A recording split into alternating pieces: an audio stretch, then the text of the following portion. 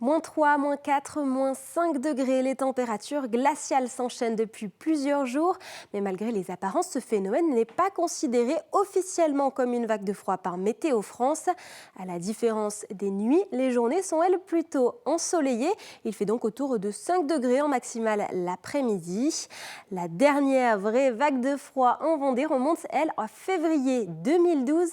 Et si on regarde du côté des minimales historiques, sur la période 1984-2025, on retrouve moins 9,5 degrés à La Roche-sur-Yon le 30 décembre 1996. Et si on remonte encore plus loin, le record absolu dans le bocage vendéen est de, tenez-vous bien, moins 17 degrés. C'était en février 1986 à Roche-Servière. Revenons à aujourd'hui, puisque cette nuit, il a fait entre -4 et -6 degrés. Alors du côté des bons réflexes, n'hésitez pas à retarder si c'est possible vos déplacements.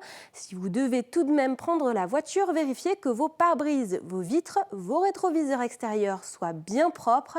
Et sur la route, n'hésitez pas à mettre vos feux de croisement, bien évidemment, vos feux de brouillard avant et arrière, et réduisez la vitesse et gardez bien les distances de sécurité. N'hésitez pas à vérifier avec un GPS ou sur les cartes, on va dire, routières, des zones qui pourraient être les plus dangereuses. N'hésitez pas à utiliser une application de GPS, Waze, Google Maps, quand vous allez faire votre trajet ce soir ou demain matin.